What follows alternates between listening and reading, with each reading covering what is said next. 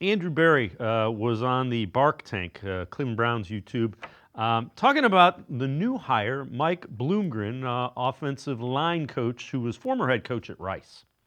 We think Mike is a fantastic O-line coach, run game and pass game. Mike, he actually started his career under Bill Callahan with the Jets as a QC.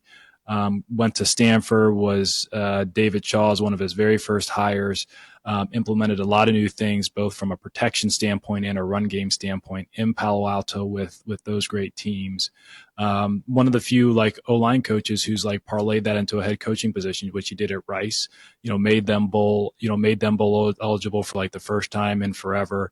He's really smart, great relationship builder. High IQ in terms of technique and fundamentals, and we think he'll be able to make a huge impact both run and pass game. G-Bush, again, I didn't know a lot about the guy. I like what I hear. You think about David Shaw, that's Christian McCaffrey, Bryce Love, that kind of run game. So they needed some work. They need some work on the offensive line. They regressed last year. Yeah. And I'm going to just be clear. And I don't want to sound like a hypocrite because, I got on the Browns for, hiring guys. I think the run game coordinator was from Connecticut last year.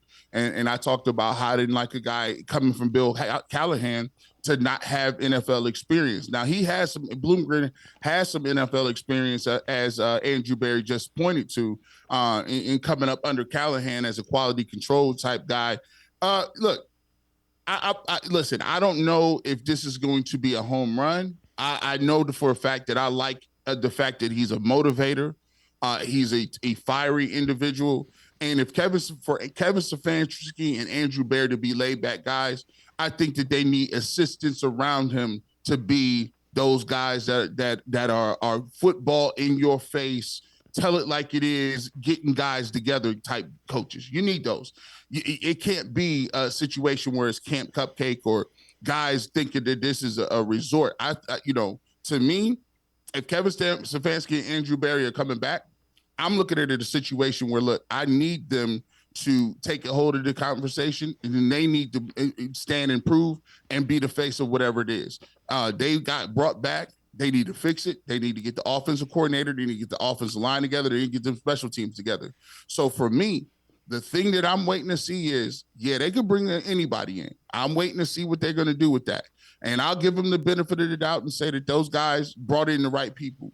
But at this point, I just want to see it. I want to see it. I want them to control the room, because at the end of this year, I'm not going to be sitting here talking next year if the Browns are bad about which assistant didn't get it done. It's going to fall on Kevin Stefanski.